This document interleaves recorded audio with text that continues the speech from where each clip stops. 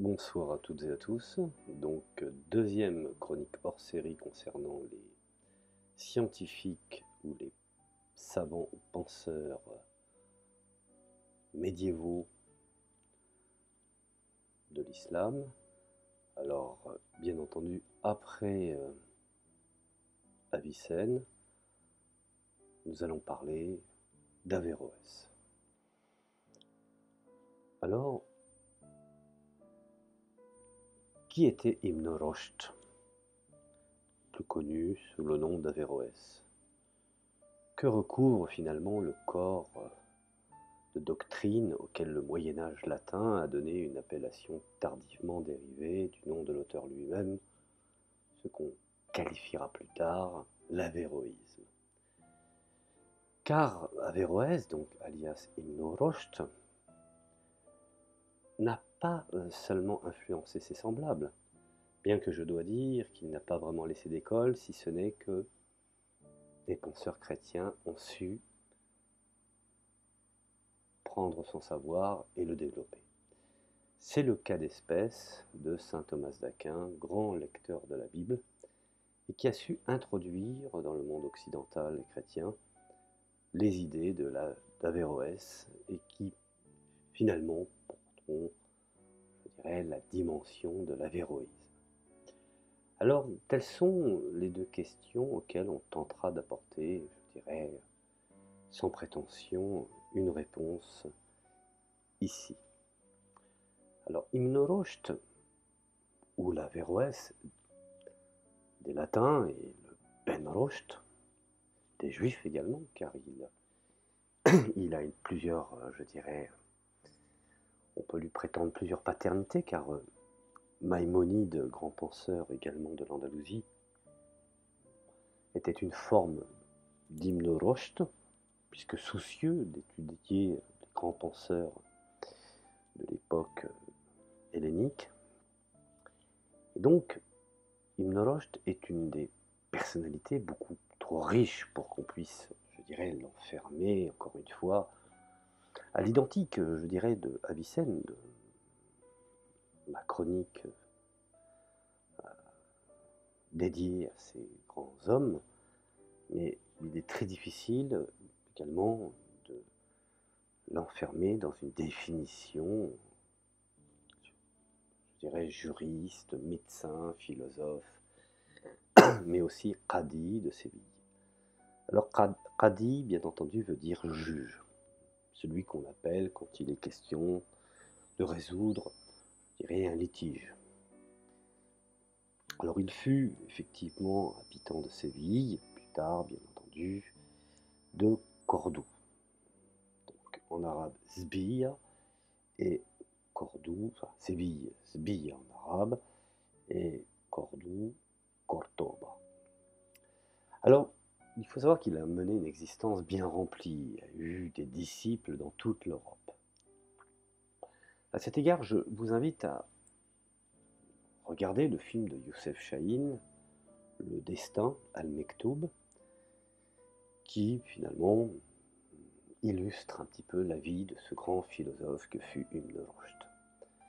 Bien entendu, très romanesque, très romancé, mais l'idée maîtresse est bien là, surtout dans le cadre de ses citations.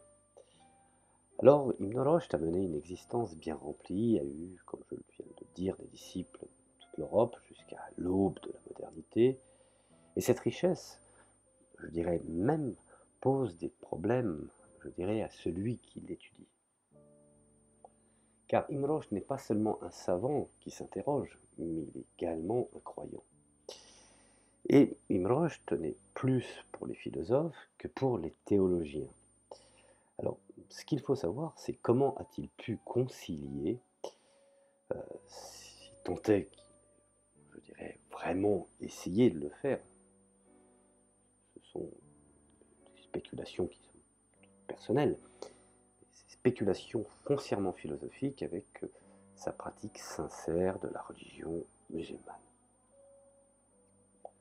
Alors dans l'ordre des idées, il faut, je dirais, également garder à l'esprit que le philosophe Ibn Rushd, partisan de l'autonomie, de la recherche philosophique, du droit également à l'égard des femmes, puisque son épouse avait totale liberté dans sa demeure, et pour ne pas la gêner, il aménagea le sous-sol comme classe d'études, lui laissant bien entendu la jouissance du reste de l'appartement, de la villa. Et pourtant, il était aussi un qadi, c'est-à-dire une autorité, comme je viens de le mentionner précédemment, une autorité locale chargée de dire le droit, de l'interpréter. Or, on sait que juridique et religieux ne peuvent pas être détachés l'un de l'autre dans la tradition musulmane. Cet ensemble de facteurs, on devrait presque dire, de rôle, explique l'extraordinaire diversité des interprétations. Bien entendu, je vous fais fi des penseurs qui ont également, contemporaines, écrit sur Ibn Rushd, que ce soit Ernest Renan, que ce soit Gautier, que ce soit Henri Corbin ou Badawi. Alors, on peut dire que les auteurs de l'importance contribution où Averroès a fortement influencé avec sa philosophie le monde, je dirais, de la Renaissance et ensuite plus tard le monde des lettres, cela reste un cas particulier. Je prends par exemple son traité décisif, qui aujourd'hui reste une doctrine philosophique et qui s'en dégage un rationalisme sans réserve. Et donc, nous pouvons considérer qu'effectivement, avant de retracer les étapes, je dirais, d'Averroès, il nous faut encore brièvement évoquer ses devanciers au sein de la falsafa, mot en arabe qui signifie effectivement philosophie, qui vient du grec falsafakos, qu'on pourrait considérer, si je peux me permettre, de tradition philosophique gréco-musulmane. Alors bien entendu, d'autres comme Al-Kindi ou comme Abu Nasr al-Farabi marquèrent les débuts de la spéculation philosophique en islam, et si l'on veut bien laisser de côté les mutakallimoun, ce qu'on appelle les adeptes du kalam, et les théologiens au sens plus strict du terme, dont le propos était tout autre, dans le cas d'espèce d'Al-Farabi, qui a été largement traduit en hébreu, en latin, en perse, en farsi, en arabe bien entendu, notamment son traité sur l'intellect. Et non seulement il a exercé, je dirais même, une influence non négligeable sur le développement des idées politiques dans l'islam médiéval. Alors même un avéroïste aussi accompli, par exemple, que Moshe de Narbonne, alias Moïse de Narbonne, qui s'en inspira étroitement et tentera, je dirais même, de mêler son enseignement à celui de son vrai maître, Averroès, pourtant, je dirais, ce dernier avait combattu certaines thèses farabiennes.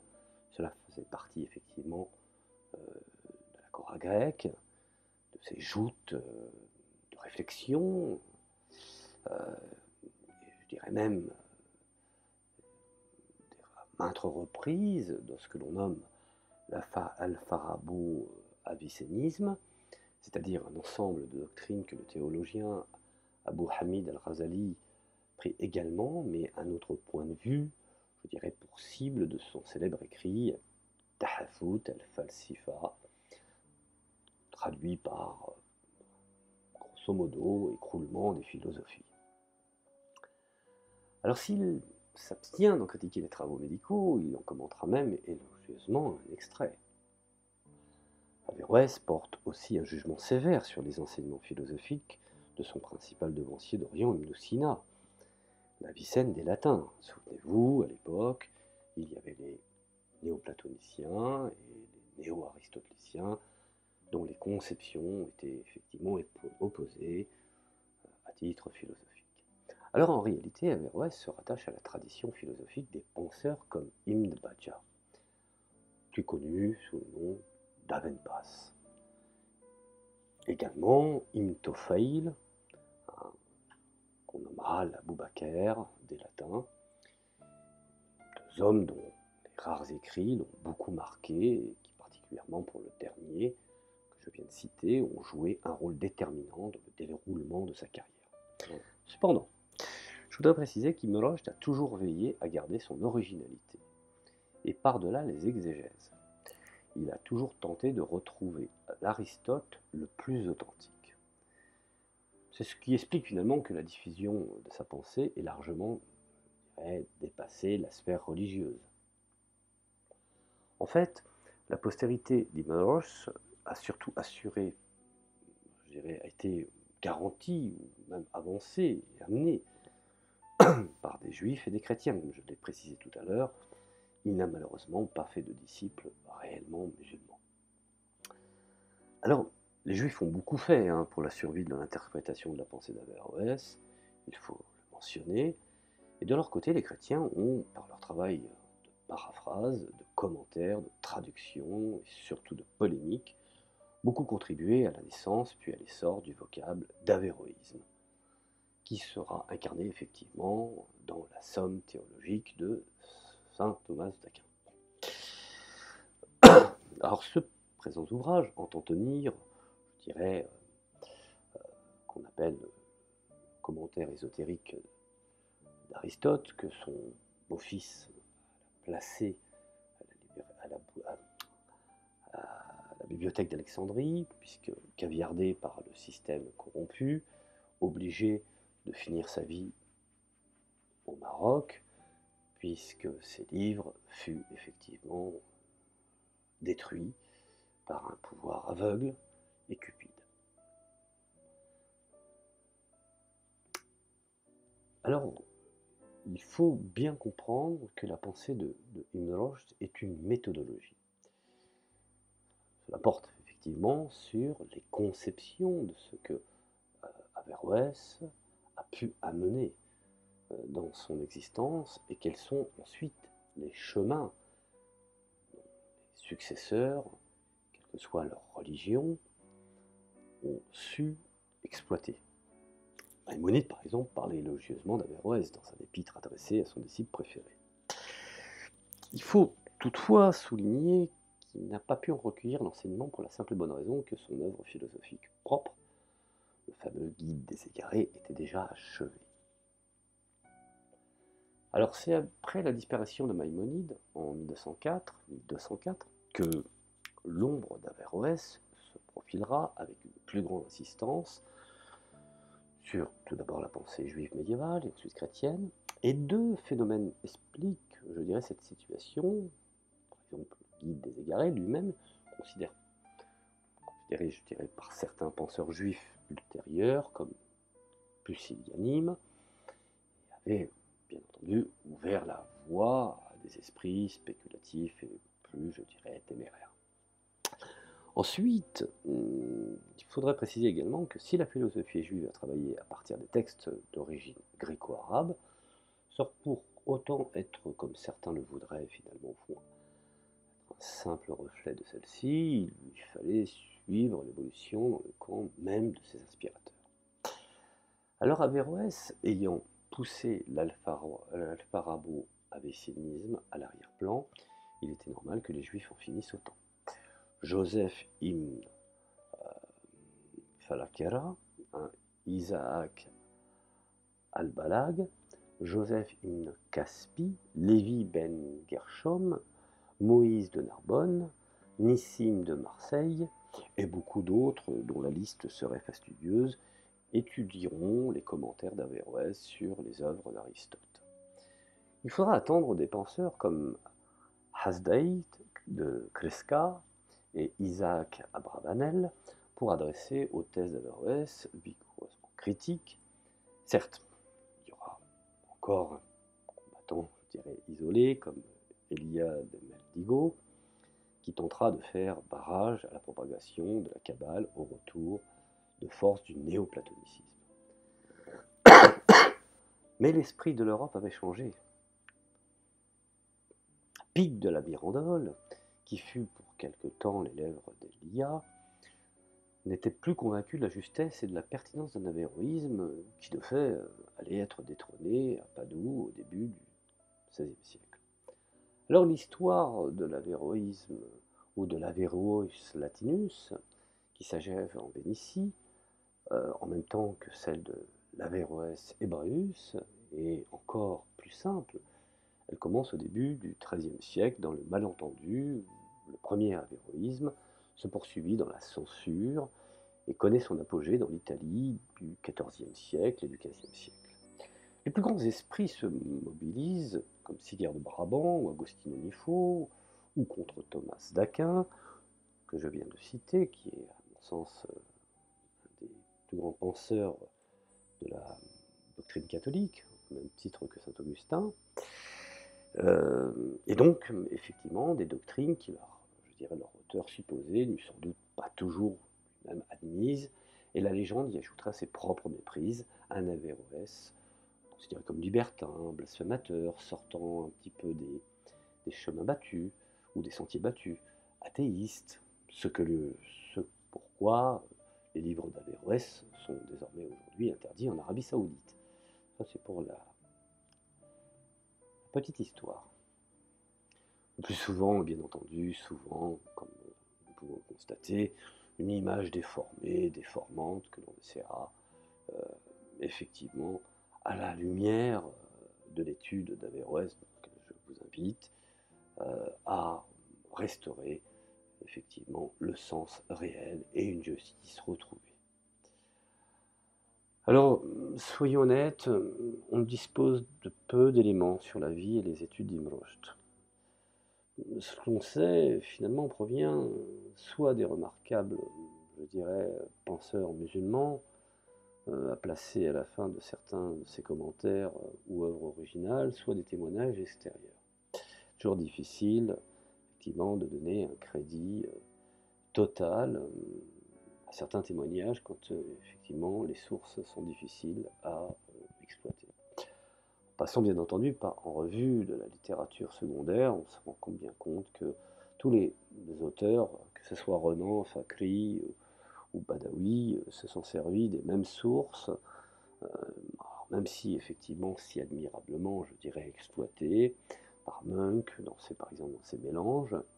C'est donc je dirais, sur ces innombrables ouvrages que l'on fondera, je dirais, un corpus, alors qu'encore une fois, il faut toujours rester prudent quand il est question d'évoquer, je dirais, Ibn Rushd, tout en contrôlant, à partir des œuvres les plus récentes de ses travaux, l'exactitude des informations. Alors, pour ce qu'il en est de l'étude de sa théorie, pas de problème, étant donné qu'elle est accessible et que cela a été traduit en différentes langues, comme je viens de le citer. Le problématique vient ce qu'on appelle effectivement des éléments biographiques. Alors, dans ce que je possède comme information, Abdul Walid Mohammed ibn Ahmed ibn Rushd est né à Cordoue en 1126, l'actuelle Andalousie, en Espagne. En l'an 520 de l'Hégire, exactement. Son grand-père, Abdul Walid Mohammed, avait été grand qadi de toute l'Andalousie. Il mourut peu de mois avant la naissance de son petit-fils. La bibliothèque, il faut le savoir ça, la Bibliothèque nationale de France conserve un épais recueil de ses consultations que je vous invite à aller consulter à la demande si vous avez effectivement la carte d'un chercheur. Ça, c'est pour effectivement l'information. Alors, revenons à la biographie d'Ibn Rushd. Le père d'Ibn Rushd exerça des fonctions similaires, ce qui effectivement explique probablement pourquoi le jeune homme est commencé par faire des études de fiqh, de jurisprudence exactement. Certains appelleront ça le droit musulman. Par la suite, il s'intéressera aussi à la philosophie et à la médecine. Alors, il faut savoir qu'à cette époque, l'Afrique du Nord change de dynastie régnante. Les Almohades, qui chassent les Almoravides, et s'emparent ainsi de l'Espagne musulmane, et les protecteurs d'Ibn Rushd, les médecins comme Ibn Zor ou Ibn Tufayl, qui furent aussi un philosophe, sont bien en cours et usent de leurs influences pour introduire leur jeune protégé auprès du roi Abou Yaqub Yusuf. Alors qu'il était encore au Maroc en 1153, on le retrouve vers 1169, 1170, grosso modo, qadi de Séville. Vous voyez, c'est d'avoir des dates exactes, c'est toujours difficile. Disons qu'on va rester dans un contexte qu'on va considérer comme crédible. Je vous invite effectivement à ce moment-là de consulter le commentaire sur les traités des animaux, qui a été achevé, me semble-t-il, en 1169. Dans le livre 4 des Parties des animaux, il regrette l'éloignement de ces livres restés à Cordoue.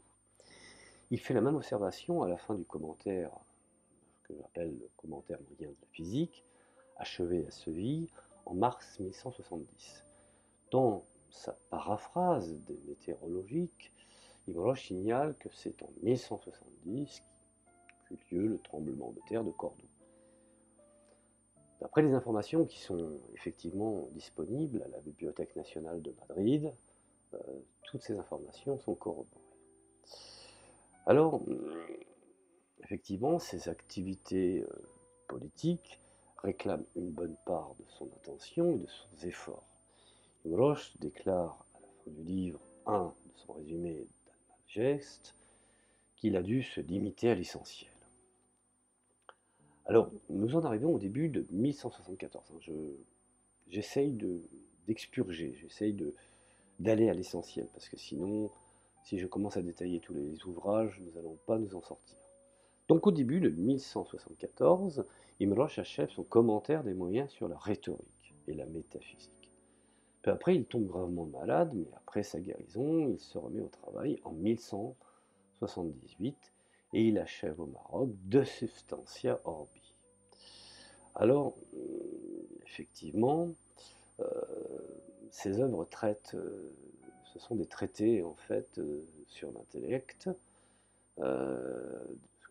plus connu aujourd'hui en livre de poche, qui s'intitule le traité décisif, le Kashf al-Manahij. Enfin, il y a effectivement, ce que j'ai cité précédemment, le Tahafut al-Tahafut, destruction de la destruction ou écroulement de l'écroulement. Ensuite interviennent des grands commentaires, notamment sur la métaphysique, car ces grands savants commentaient, interprétaient leurs propres œuvres. Donc dès 1182, le roi Youssouf appelle Imre auprès de lui et fait son médecin personnel en remplacement d'Imtophel. En 1185, il le nomme aussi grand qadi de Cordoue, donc juge, lorsqu'en 1184, Yaqub al-Mansour succède à son père Youssouf. Ibn Rushd fait déjà l'objet de quelques soupçons portant sur sa pratique religieuse, jugée à l'époque, je dirais, trop dans une analyse de la raison. Alors, Ibn Rushd est présenté par d'autres comme un libre penseur qui n'hésite pas à proférer, selon la doxa établie de l'époque, certaines hérésies. Alors, le monarque se rend en 1195 à Cordoue afin de préparer sa campagne contre Alphonse IX, roi de Castille, roi catholique, et du Léon. Sur place, il rencontre Imre, qu'il comble d'honneur, et c'est à partir de 1195 qu'Imre tombe en disgrâce et qu'il est même banni de Lucena, dans les environs de Cordoue, et des épigrammes contre l'auteur, tout est édité en arabe, mais la mesure de bâtissement a dû être levée puisque dès son retour à Marrakech, le roi rappelle auprès de lui Imre, celui-ci mourra peu après en 1198 sans avoir jamais revu l'Espagne qu'il chérissait. Alors, effectivement, qu'est-ce que, pour faire court et sans trahir l'idée, c'est très compliqué, parce que comment pouvons-nous voir finalement au fond en une seule idée l'esprit d'Averroès? L'Averroès nous apprend premièrement à utiliser la raison.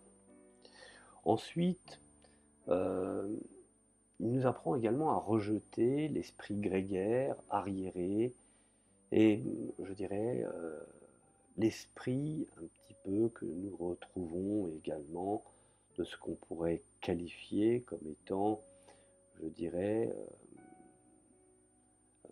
en substance, l'esprit fanatique. Pour lui, le fanatisme est un élément fondamental de l'ignorance, car il nie énormément de facteurs, je dirais, pluriels.